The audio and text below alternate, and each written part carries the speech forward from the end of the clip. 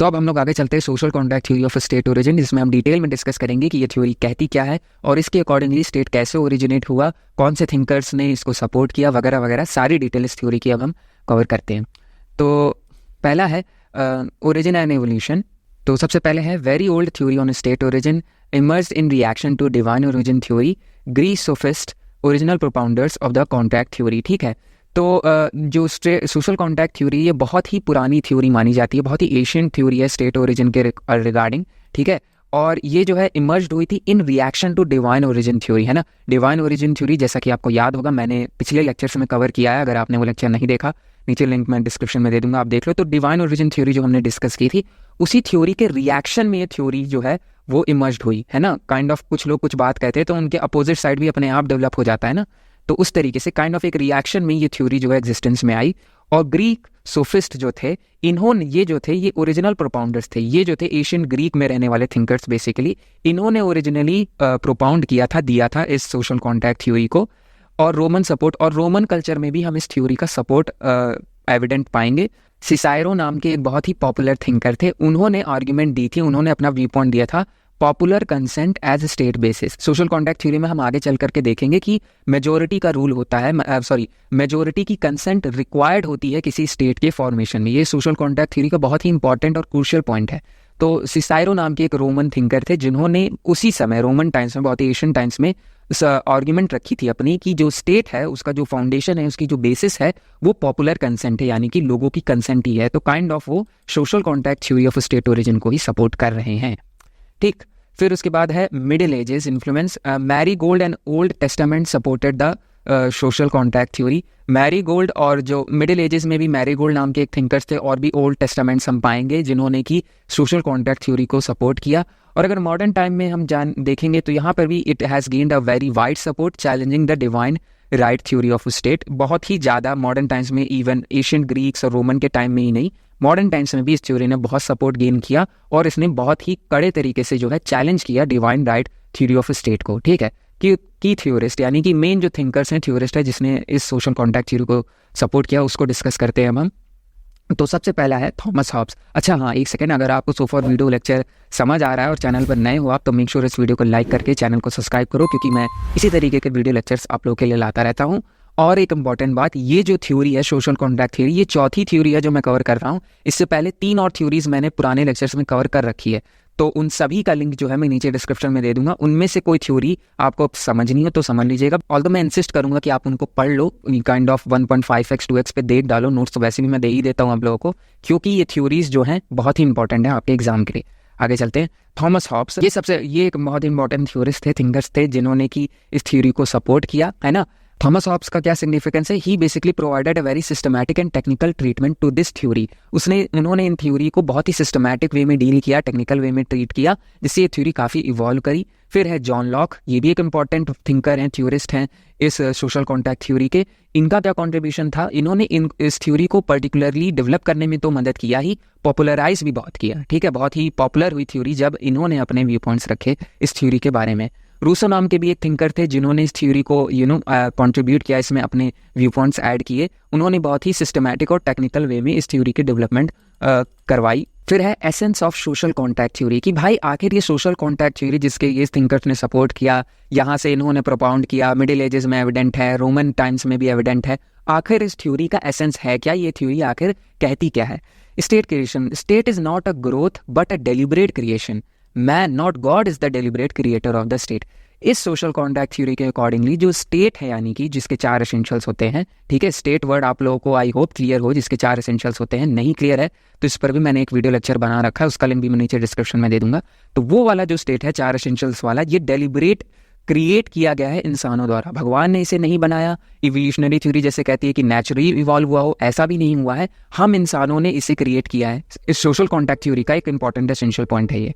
फिर आगे है origin process, state comes into existence not by force but through consent और एग्रीमेंट। इस थ्योरी के अकॉर्डिंगली, जैसे कि हमने force theory of origin of state में डिस्कस किया कि बाय फोर्स जो स्टेट एग्जिस्टेंस में आया, ये थ्योरी सिरे से उस बात को नकारती है। उसके अकॉर्डिंगली कंसेंट और एग्रीमेंट जो थी लोगों के बीच, लोगों ने ही कंसेंट की, एग्रीमेंट फॉर्म की कि हमें एक गवर्नमेंट बनानी है, एक स्टेट बनाना है, एक अथॉरिटी बनानी है जो हम पे रूल करे। यही वजह थी कि स्टेट एग्जिस्टेंस में आया इस थ्योरी के अकॉर्डिंगली। तो आप देख सकते हो सोफा सोशल कॉन्ट्रैक्ट थ्योरी ने तीनों ही पुरानी थ्योरीज जो हमने पढ़ रखी हैं उसको डिनाई कर दिया। उन्होंने बाई फोर्स स्टेट एग्जिस्टेंस में ऐसे डिनाई कर दिया, गॉड का क्रिएशन भी डिनाई कर दिया और इवोल्यूशन को भी डिनाई कर दिया कि मल्टीपल फैक्टर से इवॉल्व हुआ है।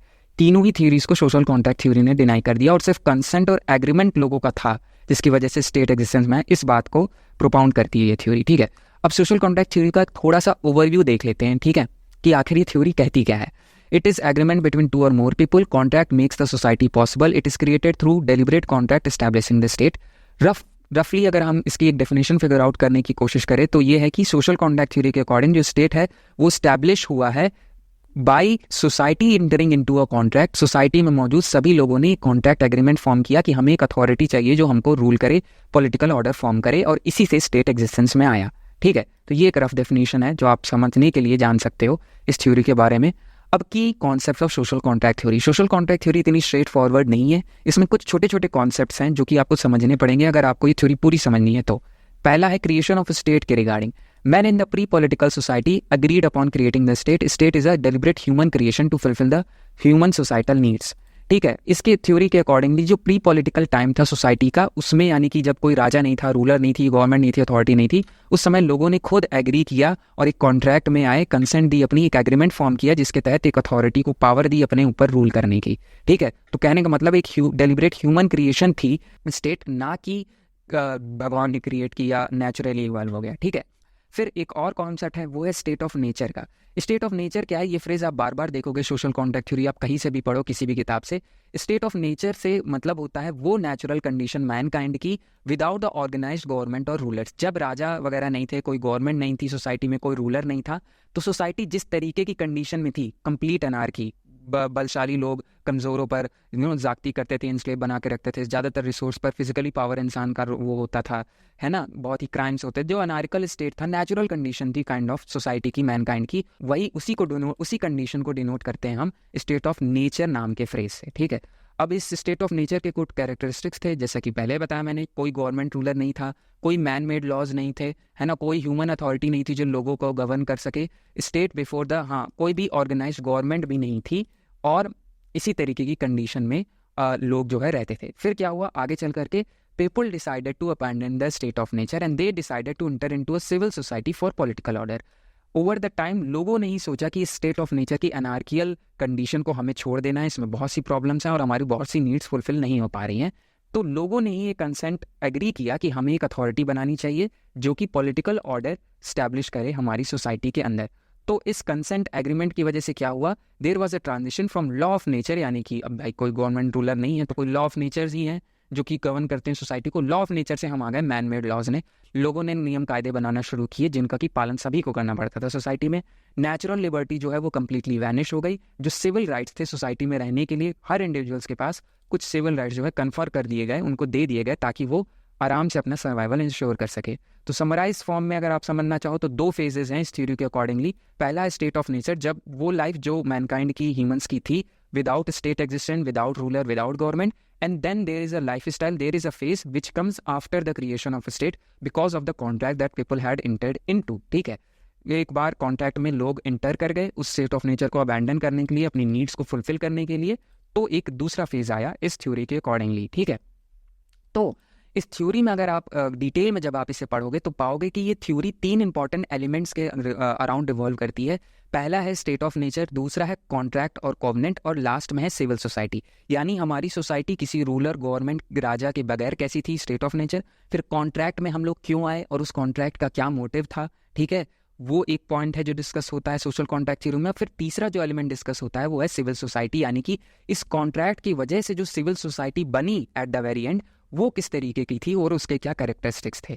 अब इन तीनों ही एलिमेंट्स के, सोशल कॉन्ट्रैक्ट थ्योरी के इन तीनों ही एलिमेंट्स के तीन अलग अलग व्यू पॉइंट्स तीन बहुत ही बड़े थिंकर्स ने दे रखे हैं, जो कि है हॉब्स, लॉक और रूसो। ठीक है, सोशल कॉन्ट्रैक्ट थ्योरी में आपको ये तीनों एलिमेंट्स पढ़ने पड़ेंगे और तीनों एलिमेंट्स के तीन अलग अलग व्यू पॉइंट्स भी। तो ऑलरेडी मैंने इस पर एक डिटेल्ड वीडियो लेक्चर बना रखा है 30-40 मिनट का। ठीक है, तो मैं दोबारा से वो सारी बातें नहीं डिस्कस करने वाला हूँ। अगर आपको डिटेल में ये थ्योरी पढ़नी है तो आप वहाँ से उस वीडियो को चेकआउट कर सकते हो, और एक रफ ओवरव्यू ये क्या है इस थ्योरी का वो मैंने आप लोग को दे दिया। ठीक है, तो अब हम लोग आगे चलते हैं। ठीक है, और अगली थ्योरी हम लोग डिस्कस करते हैं जो कि है अपनी natural theory of origin of a state, ठीक है।